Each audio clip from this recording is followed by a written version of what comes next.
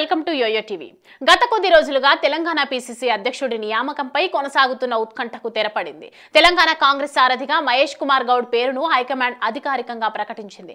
Mahesh Kumar Goud degree చదువుతున్న సమయంలో NSUI రాష్ట్ర ప్రధాన కార్యదర్శిగా పనిచేశారు. 1986లో నిజామాబాద్ జిల్లా అధ్యక్షుడిగా, జాతీయ యువజన కాంగ్రెస్ కార్యదర్శిగా పనిచేశారు.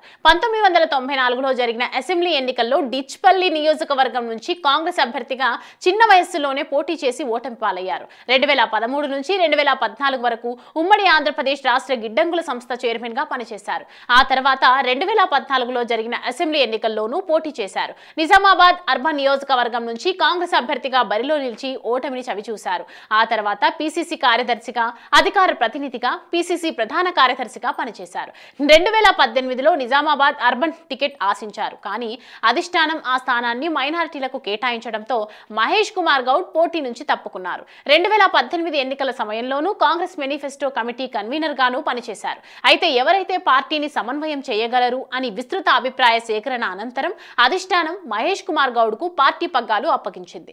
పీసీసీ అధ్యక్షుడి ఎంపికపై సీఎం రేవంత్ రెడ్డి అభిప్రాయాన్ని అధిష్టానం కోరగా, బీసీ సామాజిక వర్గం నుంచి మహేష్ కుమార్ గౌడ్ ఎస్టీలకు ఇవ్వాలని భావిస్తే ఎంపీ బలరాం నాయక్ కు ఇవ్వాలని తన అభిప్రాయాన్ని తేల్చి చెప్పారు. అయితే ఉత్తమ్ కుమార్ నేతృత్వంలోని పలువురు సీనియర్ నేతలు మాత్రం అదే బీసీ సామాజిక వర్గానికి చెందిన మధు యాష్కి గౌడ్ పేరును ప్రతిపాదించినట్లు సమాచారం.